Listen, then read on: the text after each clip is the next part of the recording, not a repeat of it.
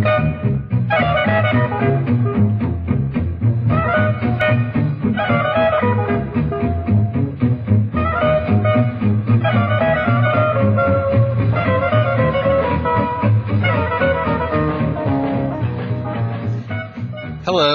I'm your host Joel Benjamin.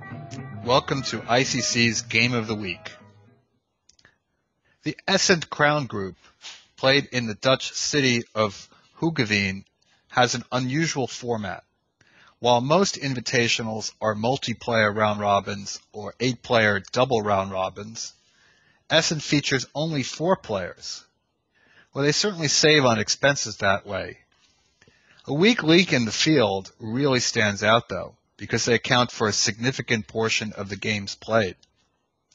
The unfortunate victim of the 2007 edition, which was played October 14th to 19th, proved to be Armenian Grandmaster Zaven Andriazian, invited on the basis of his victory in the 2006 World Junior Championship. The competition was pretty stiff. Shak Mamadjarov took first place with 4.5 out of 6.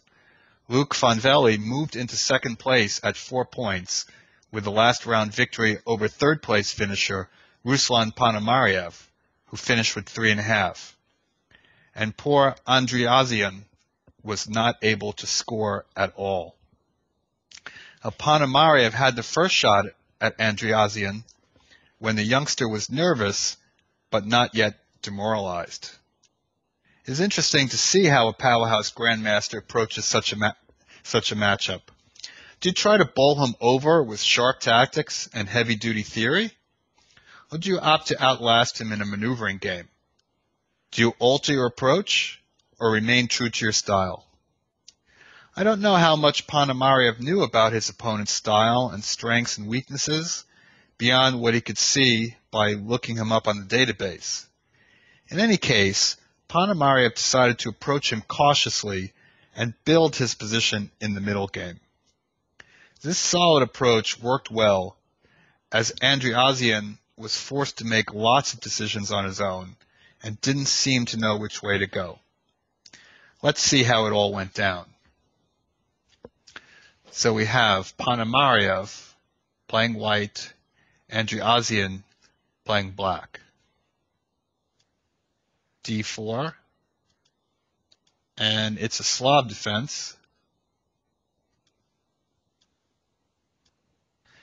Now, move order is very important in the Slav because, especially for white players are always thinking about which variations they don't mind seeing and which ones they'd like to avoid. And in this case, the major alternative to e3 is to play knight c3. Now, first of all, this move allows the variation with d takes c4, which normally white plays a4, bishop f5, and here white can play knight e5, or he can play the line with e3. And that's really just a whole nother animal. Now, if black wants to play the Moran variation with e6, here white has sharp possibilities of bishop g5, and now black has to decide whether he wants to grab this pawn right away or play h6. Now if bishop h4, it's a genuine pawn sacrifice, or bishop takes f6, white can give the bishop pair to try to control the center and gain some time.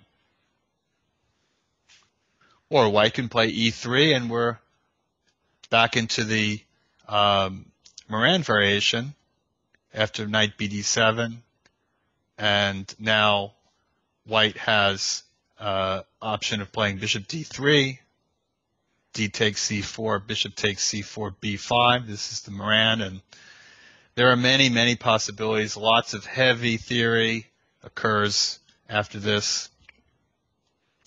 Also very sharp and theoretical queen c2, bishop d6, and now the move developed by those crazy Latvians,